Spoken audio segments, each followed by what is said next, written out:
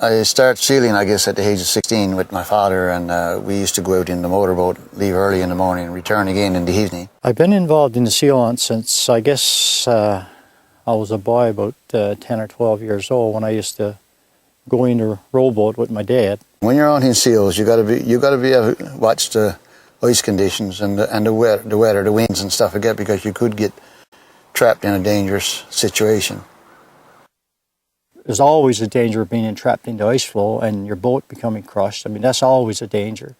Then there's the danger of sudden windstorms. You're out that distance. And of course, there's always the danger of falling into the icy waters of the cold Atlantic. Well, for me personally, there's no other option if I didn't go sealing. I wouldn't be doing anything in April month other than just getting ready for other fisheries, you know. And I think the people in this community and around rural Newfoundland, and especially on this coast, northeast coast, we've missed out a great deal. We've been here for hundreds of years, and our people are in communities like this, and in order to survive and to make a living for our families as such, we have to take these necessary risks.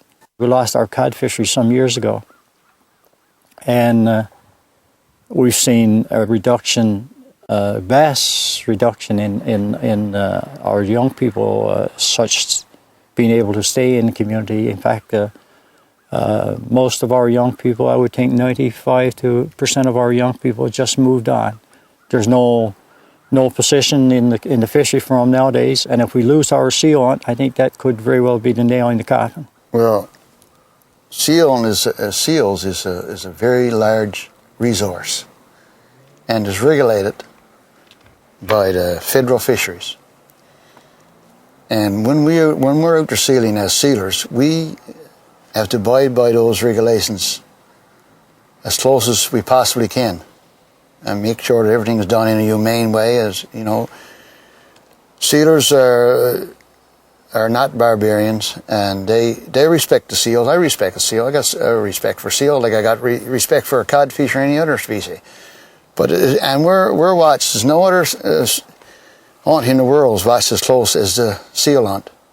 I mean, we're watched by our own federal officials, veterinarians, and other people, and we're under surveillance by using large ships. They got large ships out there. They got air surveillance, and if we violate the regulations, we'd probably be charged for it. And in regards to the animal rights people, I think they're just using seals just to make money off. I don't think they really wants the seal hunt to stop. I think if the seal hunt stopped, their funds would dry up. And they're still using that cuddly white coat that they've been using for years and years and years and showing all around the world. And they got people educated and into this thing now and saying, well, this is what Newfoundlanders are. They're barbarians and they're cruel people. But that's not the way I look at it. I don't think anybody likes to see animals suffer. I mean, that's not human nature. Don't entertain that. And I don't see any indication anywhere out during the hunt that it's not done humanely.